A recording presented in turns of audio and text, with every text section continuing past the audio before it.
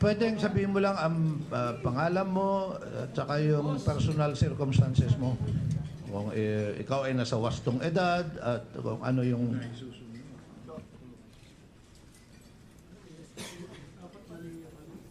May we request the media na wag nang i-zoom please yung mukha niya dahil she just wants to also to let us be kind to her also.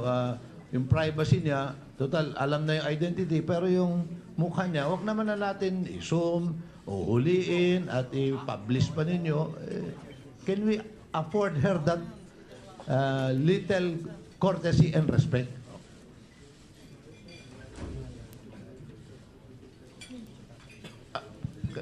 Attorney, can you just let her state her name and personal circumstances for the record lang? I'm Hannah May M. Dayan, 23 Muna sabihin ko years saan ka old. nagtatrabaho. 23 years old po, single.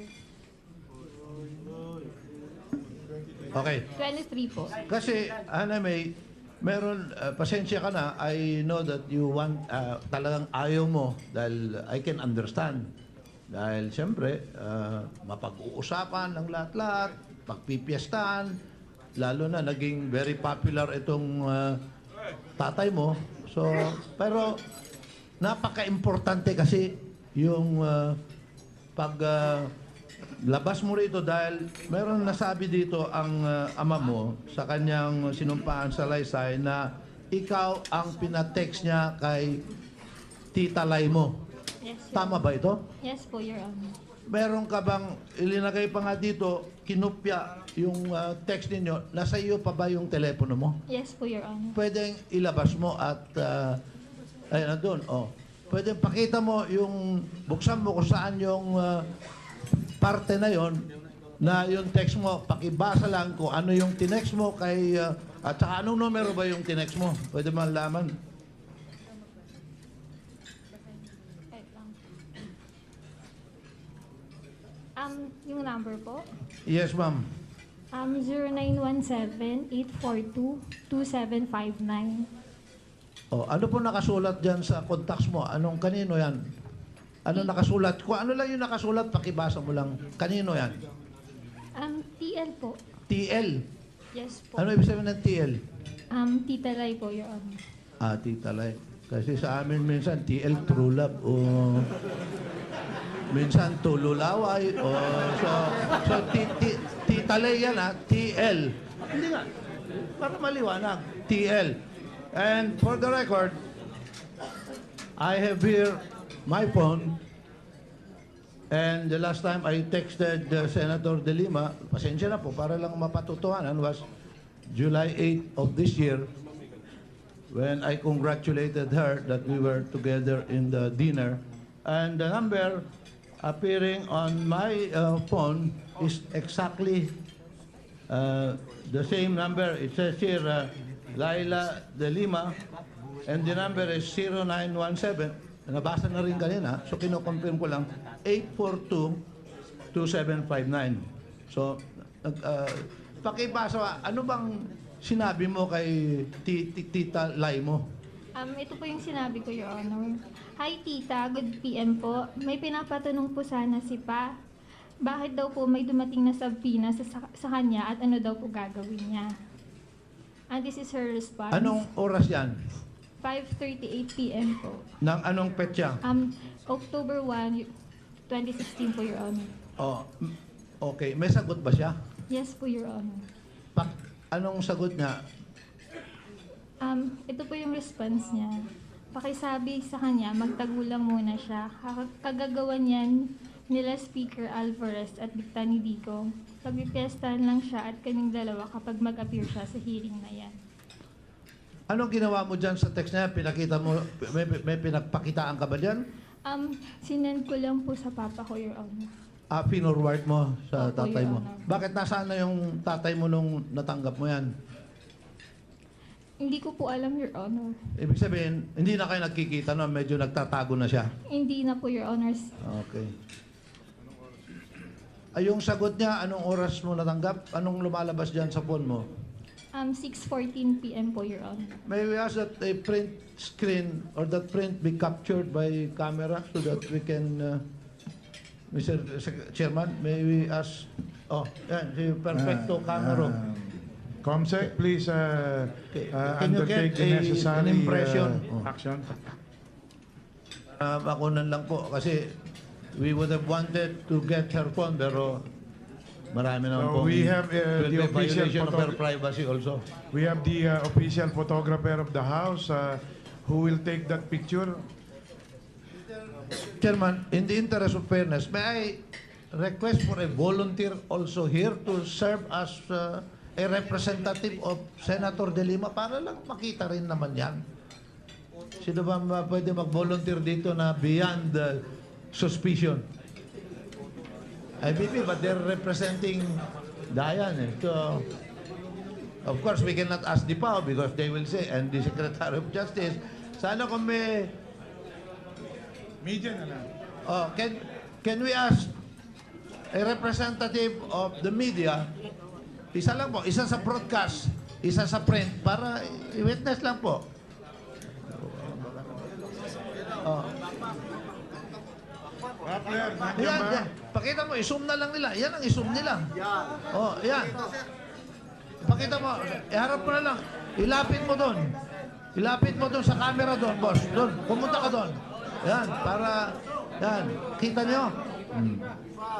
Para maliwanag na po at makikita rin ni Senator nasa man siya na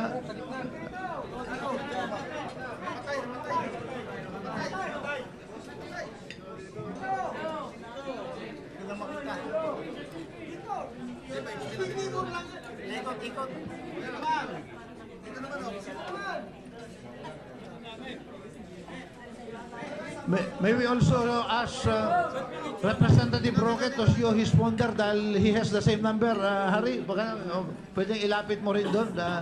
Mr. Chair, for the record, my phone also reflects that the number of Laila de Lima is the same number that was texted by the witness. Okay, thank you.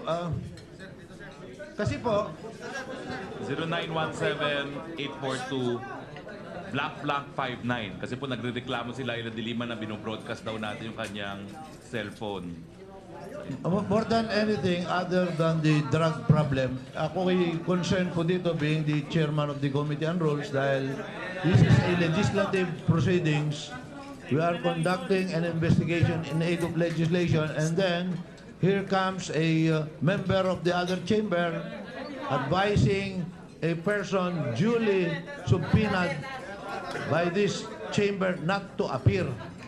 Medyo bordering on obstruction of justice and contempt of this House of Representatives po to be interfering in its proceedings. Kasi po, nandyan po sa rules natin yan eh. Any contumacious act, disrespectful manner, or undue. Ito po ang ating rules kasi sa contempt section 11 on rules and inquiries in aid of legislation. Nakalagay po dito, the committee may punish any person for contempt by a vote of 2/3 of the members present, there being a quorum. The following shall be grounds for citing a person in contempt, and paragraph F is undue interference in the conduct of proceedings during meetings. So ito po tinatawag namin yung witness and may nag-i-interfere po na wag makapira. Pag-aralan na po namin yan sa executive session what to do about this contemptuous act of interfering in our proceedings. So, sa madalit sabi, Ronnie, gusto mong magpaliwanag sana dito. Opo, Your Honor. Para lang maliwanag, eto bang sinabi mo dito, nag-usap tayo, na huli ka, nung dinala ka sa amin, ako'y, anong hinihingi ko sa'yo, anong makaawa ko sa'yo, anong dapat mo gawin dito? Ano ba yung hinihingi kong gawin mo rito? Magsabi lang po ng totoo. Yun lang ang hinihingi ko sa'yo. Pwede ba yung totoo lang ang sabihin mo? Paulit-ulit ko sinabi yan, di ba? Opo, Your Honor. Huwag mo nga halungan ng kasinungalingan. Niliwanag ko pa sa'yo, huwag kang matakot maski kanino, di ba? Yes, sir. Dahil ako at tutulong sa'yo, maski sino dyan, ako ang sandalan mo, basta ang kalasag mo, yung katotohanan lang. Opo. Okay.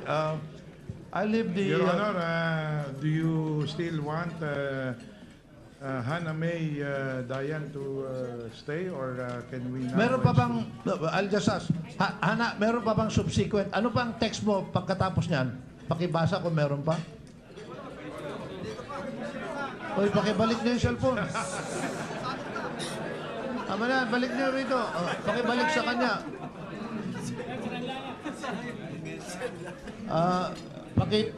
Hana, kung pagkaraan nung sagot niya na ito ay nakopya naman sa affidavit ng mahal mong ama na ang huli, nakita ko rito pakisabi sa kanya magtago lang siya. Magtago lang muna siya. Kagagawan yan nila Speaker Alvarez at dikta ni Digong. Pagpipiestahan lang siya at kaming dalawa kapag mag-appear siya sa hearing na yan. So, meron pa bang sumunod na text? Kasi ang paliwanag ng tatay mo kanina, parang pagkaraan yan, pinapakontak pa niya pero hindi na siya sumasagot. Meron ka pa bang ibang text dyan?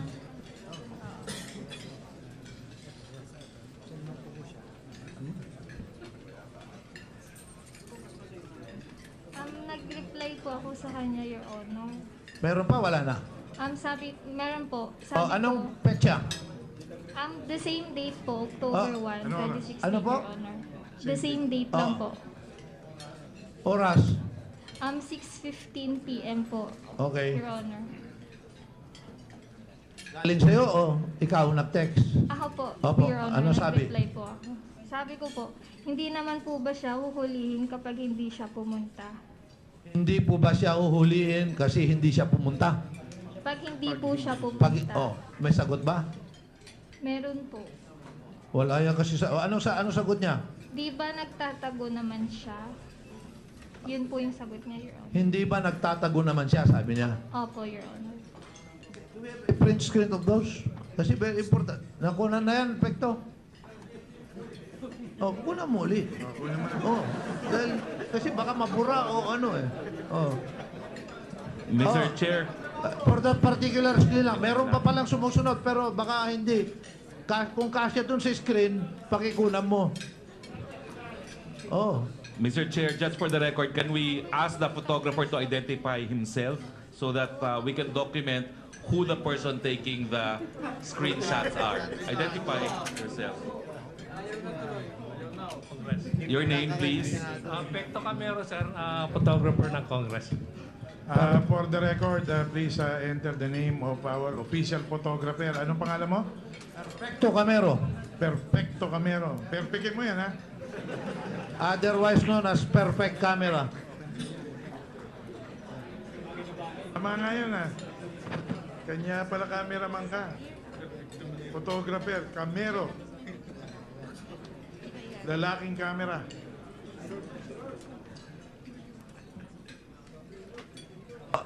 Nakuna na, perfect. Mag-ingat ka, baka mabura mo ah.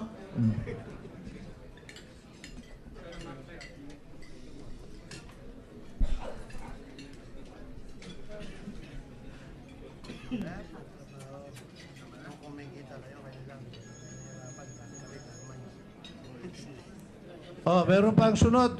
Nasa kanya na yung camera. Kay Hannah May na. Wala pa.